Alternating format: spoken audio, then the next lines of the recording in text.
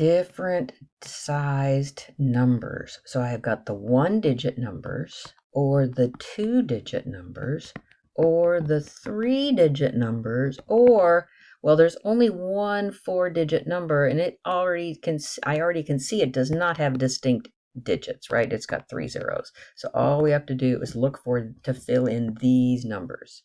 So look at that. Even starts at 9, or it starts at 1. So I know I have 9 choices here. Then think about it. They want distinct digits. I know that I cannot use a 0 here, right? So no 0, that means there's 9 choices left. And out of the 10 choices, I have 1 I've already chosen, so that's a 9.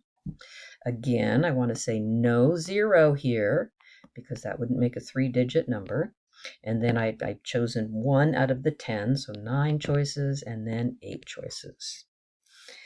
Let's look at this one. So I want to make 3-digit integers. Oh, and I want them larger than 300 and even. Wow, that's a lot of things.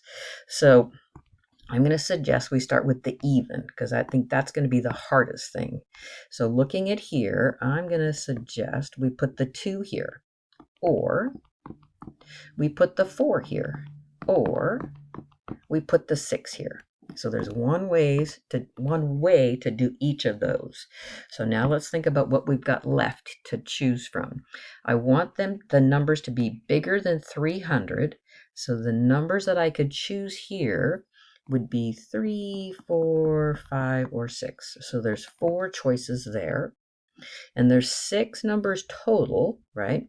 And so then I've chosen 2 of them, and so that means there's another 4 there.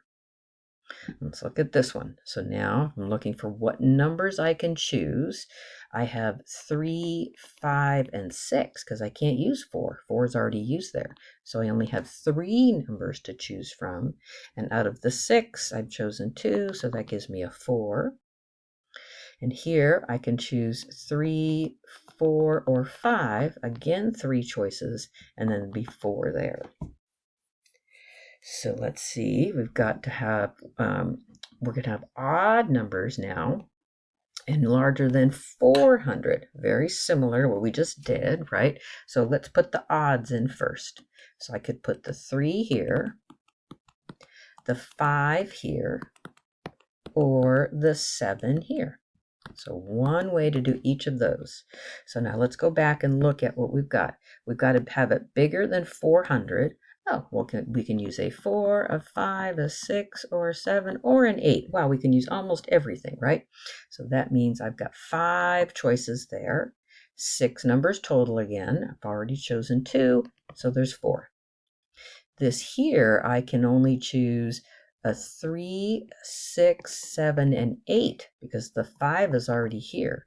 So I've got 4 choices, and then another 4 choices because of the 6 numbers. I've chosen 2 already. Here I can choose a 3, 4, 5, or 6, 4 choices, and another 4.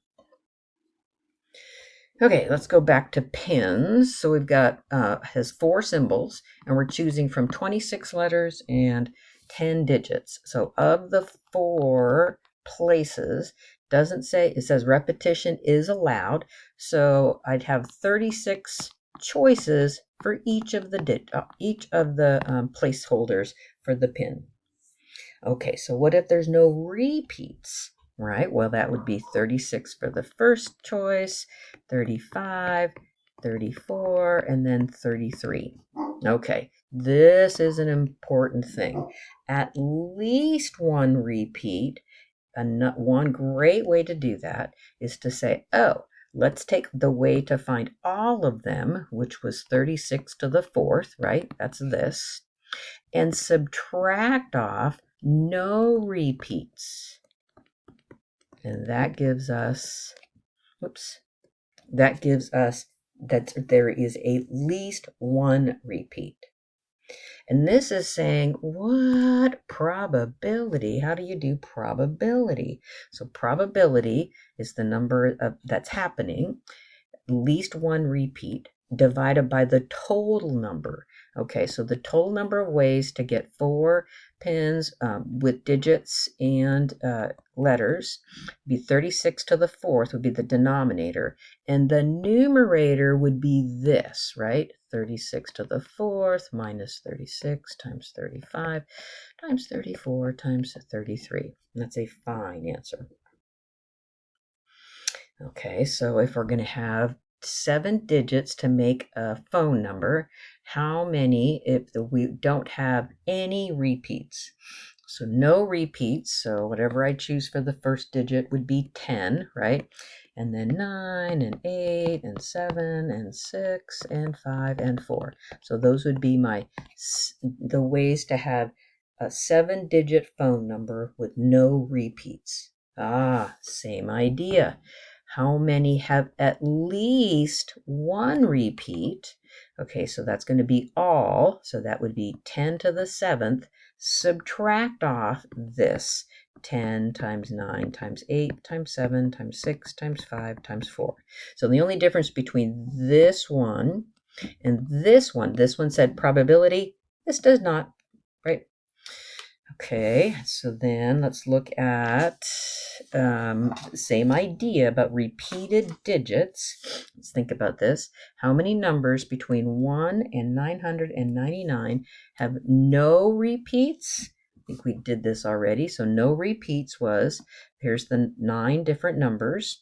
And then with the 2-digit numbers, you can't have a 0 here, and you still can have anything here, any of the other digits, and then not 0 here, and then not whatever that first digit is, and then the last digit.